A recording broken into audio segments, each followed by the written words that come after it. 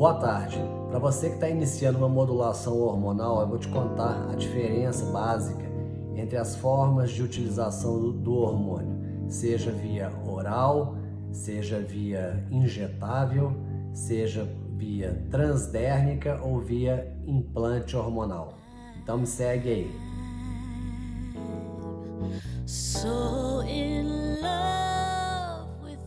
Seguinte.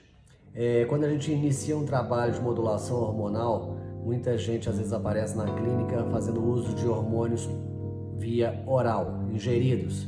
Isso a gente sabe que é um erro primário quanto ao uso de hormônio, porque tanto da forma como anticoncepcional como reposição hormonal, a gente não deveria usar nunca hormônios via oral. Por quê? Porque há um metabolismo de segunda passagem pelo fígado, ou seja, os hormônios deveriam apenas ser metabolizados no fígado na hora de ser eliminados do organismo. Mas quando você usa via oral, ele passa pelo fígado também na hora que entra no organismo. O que pode acarretar? Que o seu organismo ele pode reconhecer esse hormônio como não próprio, já que ele está passando pelo fígado duas vezes. Ou ele tenta inibir a função desse hormônio, ou muitas vezes esse hormônio passa a agir como uma toxina, mesmo sendo um hormônio. Então essa não é uma opção ideal para o uso de nenhum hormônio. Por outro lado, a forma injetável é uma forma interessante quando você quer atingir efeitos rápidos, né?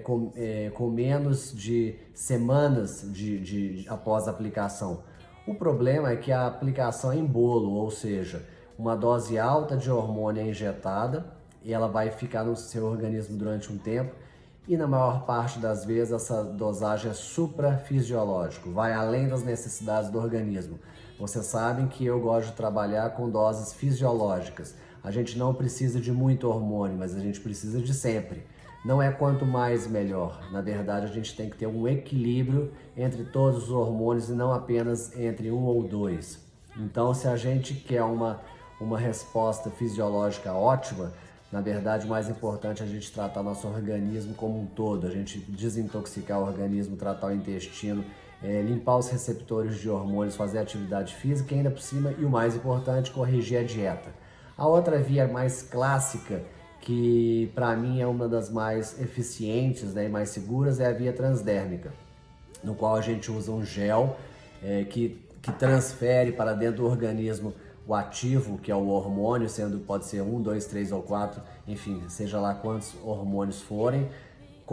Abrindo parênteses, hormônio é tudo aquilo que seu corpo produz. Qualquer substância que não seja estradiol, progesterona, estriol, testosterona, pregnenolona, hormônios que a gente produz, isso não deveria ser chamado de hormônio, sim como remédio. Portanto, falando de hormônio, que são aqueles que a gente produz e realmente tem uma importância muito grande para o nosso organismo, a melhor via de uso é a via transdérmica. Por quê? Porque a gente consegue diariamente fazer uso desse hormônio e a gente consegue corrigir a dose. Então, durante o tratamento, durante o processo do tratamento da modulação hormonal, se a gente percebe que está ocorrendo algum desequilíbrio hormonal, a gente prontamente consegue corrigir. E a forma é segura, logicamente a gente tem que usar esse creme transdérmico todos os dias, né? Após o banho, todo dia, com rigor, mas a gente não faz assim quando escova dente, a gente não deixa de escovar dente todo dia, então a gente passa hormônio também todo dia, por que não? Agora, a pele tem que estar saudável, a pele tem que estar limpa. Algumas vezes pode ocorrer reação alérgica ao gel transdérmico e aí, de repente, essa via não é ideal. E existe agora os implantes hormonais. Os implantes hormonais chegaram como uma novidade, como se foram considerados como chip da beleza. Cá entre nós, a pessoa só se torna bela, ou se ela já é bela, ou se ela está dentro de todo um programa, dentro daquilo que eu falei de dieta, de nutrição, de atividade física, que o hormônio vai ser mais um fator que realmente vai tornar principalmente a mulher mais bela do que ela já é. Mas não vai ser o hormônio por si só que vai fazer esse milagre. Então a gente tem que ter cuidado e a gente não deve usar esse termo chip da beleza, porque isso não é uma verdade. Apesar de ser uma forma prática, né? Porque você aplica esse hormônio, esse implante a cada 6 meses, 1 ano.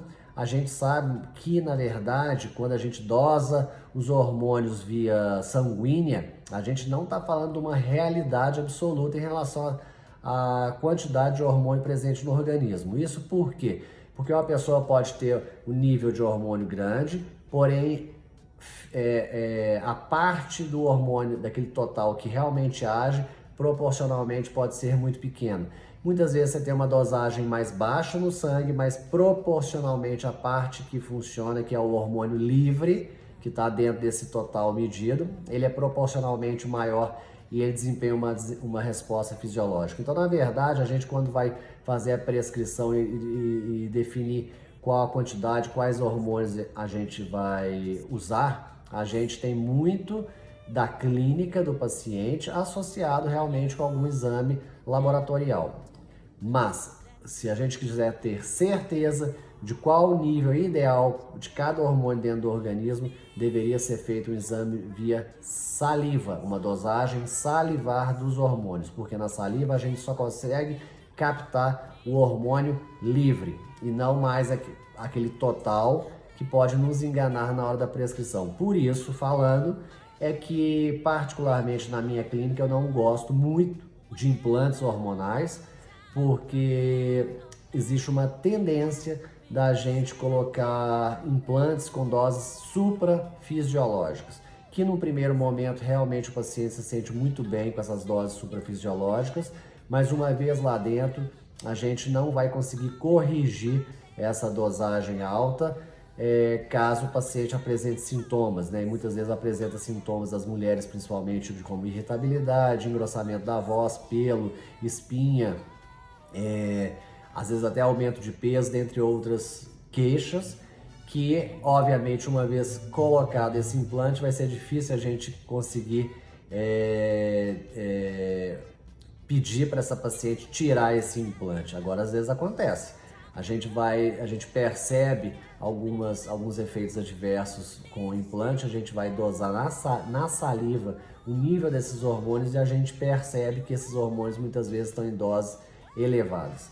Portanto, do meu entendimento, é uma análise pessoal, eu ainda acredito que a forma transdérmica é a forma mais segura, mais prática, com menos efeitos adversos a médio e longo prazo, e que a gente pode conseguir fazer um ajuste de dose a cada tempo e obviamente que não precisa esperar às vezes 6 meses, 1 ano para aquele, no caso do implante, né, para que ele seja absorvido.